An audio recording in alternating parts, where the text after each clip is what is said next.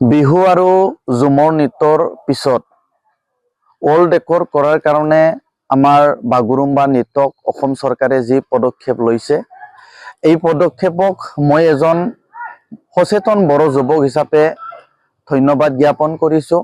অহা কাইলৈ আমাৰ বাগুৰুম্বা নৃত্যক ৱৰ্ল্ড ৰেকৰ্ড কৰাৰ কাৰণে আমাৰ অসমত সন্মানীয় ভাৰতৰ প্ৰধানমন্ত্ৰী নৰেন্দ্ৰ মোদী উপস্থিত হ'বহি। আমিও এই শুভক্ষণত গুৱাহাটীত উপস্থিত থাকিম আৰু মই ধন্যবাদ জনাইছোঁ অসম চৰকাৰক যে অসমত থকা বিভিন্ন জাতি জনগোষ্ঠীক যেনেকৈ একতাৰ বান্ধোনেৰে যি আগুৱাই লৈ যোৱাৰ যিটো পৰিকল্পনা, বিভিন্ন জাতি জনগোষ্ঠীৰ যিটো সাংস্কৃতিক এইবোৰ যে জীয়াই ৰখাৰ যিটো পৰিকল্পনা, এই পৰিকল্পনাক আমি ধন্যবাদ জ্ঞাপন কৰিছোঁ।